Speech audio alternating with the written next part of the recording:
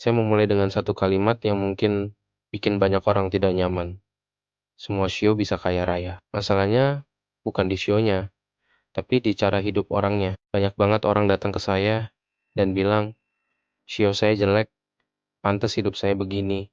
Padahal, coba kita lihat di luar sana. Orang dengan shio yang sama, ada yang hidupnya pas-pasan, ada juga yang hidupnya sangat berkelimpahan. Pertanyaannya adalah, kalau shio-nya sama, kenapa nasibnya bisa beda jauh? Kenapa ada yang sukses besar dan ada yang terus-menerus berjuang? Jawabannya ada di cara kita memahami dan menggunakan potensi shio kita sendiri. Ini yang akan kita bahas tuntas hari ini. Kita ini sudah terlalu lama hidup dalam mitos bahwa shio adalah vonis. Seolah-olah kalau kita lahir di shio tertentu, nasib kita sudah dipatenkan. Katanya shio A susah kaya, shio B banyak hambatan, shio C katanya boros. Ini adalah pemahaman yang salah besar. Shio itu bukan vonis. Shio itu peta karakter. Dan peta itu bisa membawa kamu ke jalan buntu atau justru ke jalan tol rezeki. Semua tergantung bagaimana kamu menggunakannya. Masalahnya, kebanyakan orang hidup di sisi gelap shio-nya sendiri tanpa mereka sadari. Mereka mengoperasikan hidup dari kelemahan shio, bukan kekuatannya. Mereka membiarkan sifat-sifat negatif shio mendominasi, sementara sifat-sifat positifnya terpendam. Akibatnya, hidup terasa berat, penuh rintangan, dan rezeki seolah menjauh. Padahal, kuncinya ada di tangan kita sendiri untuk memilih jalan mana yang akan kita tempuh dengan peta yang sudah diberikan. Sekarang saya kasih contoh biar lebih jelas. Setiap shio itu punya sisi bocor rezekinya. Ada shio yang terkenal cerdas, cepat menangkap peluang.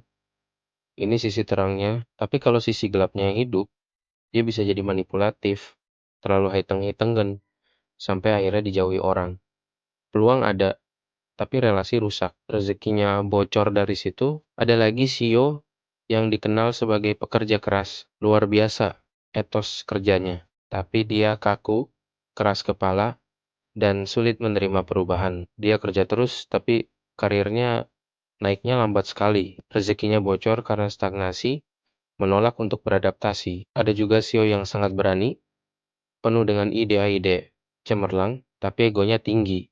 Gampang sekali terlibat konflik. Peluang sebenarnya tidak kurang, tapi hidupnya habis untuk berantem dengan orang lain, dengan situasi, dengan keadaan. Jadi, masalahnya bukan shio saya tidak hoki, bukan itu. Masalah utamanya adalah kamu sedang hidup di versi mentah dari shio kamu sendiri. Kamu belum mengolah potensi itu menjadi versi terbaiknya. Kamu masih terjebak di sifat-sifat dasar yang jika tidak dikendalikan, justru akan jadi penghambat terbesar dalam hidupmu. Nah, ini poin yang paling penting. Semua shio bisa kaya raya, asalkan shio-nya dijalankan di versi dewasa, bukan di versi ego.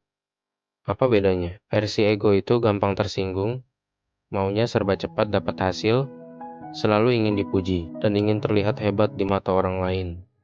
Semua tindakannya didasari oleh validasi dari luar. Sebaliknya, versi dewasa itu lebih sabar, dia konsisten, dia tahu kapan harus maju, dan kapan harus menahan diri. Fokusnya adalah untuk jangka panjang, bukan kesenangan sesaat. Saya sering sekali bilang, shio yang sama, kalau matang, bisa jadi miliarder. Tapi kalau masih mentah, hidupnya jadi drama seumur hidup. Coba renungkan.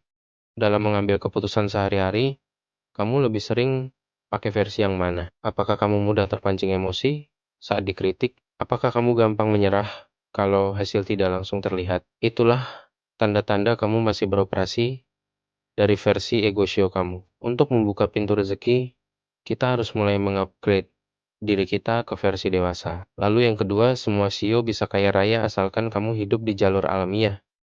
Shio kamu, setiap shio tuh punya jalur rezeki alaminya masing-masing. Ada shio yang kekuatannya ada di dagang, negosiasi, dan komunikasi. Dia jago membujuk orang, membangun jaringan. Ada juga shio yang kuatnya di sistem, manajemen, dan ketekunan jangka panjang. Dia bisa membangun pondasi yang kokoh, bukan tipe sprinter. Lalu ada shio yang baru akan bersinar saat dia memimpin, memberi arah, dan berani mengambil keputusan-keputusan besar. Masalahnya, banyak sekali orang yang salah jalur. CEO yang seharusnya kreatif dan bebas, malah dipaksa hidup di dalam rutinitas kantor yang mematikan. CEO yang kuat di sistem, disuruh cari uang instan dengan cara-cara yang spekulatif. Atau CEO yang punya bakat pemimpin, tapi malah takut mengambil tanggung jawab dan terus-terusan jadi pengikut. Akhirnya apa? Capek, stres, dan merasa rezeki saya seret. Padahal, bukan seret. Kamu hanya sedang berenang melawan arus. Kamu salah jalur.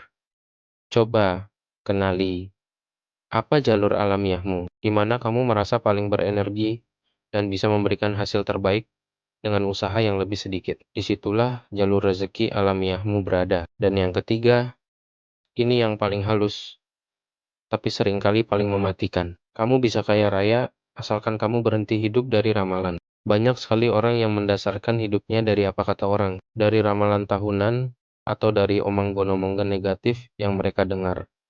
Tahun ini, Shio kamu ciong, hati-hati. Lalu sepanjang tahun hidupnya penuh ketakutan, semua peluang dilewatkan karena takut gagal. Padahal, orang-orang kaya dan sukses jarang sekali hidup dari ramalan. Mereka hidup dari keputusan yang sadar, dari kebiasaan yang dibangun dengan sengaja, dan dari cara berpikir yang positif dan konstruktif. Shio itu hanya memberi kecenderungan, dia bukan penentu hasil akhir hidupmu.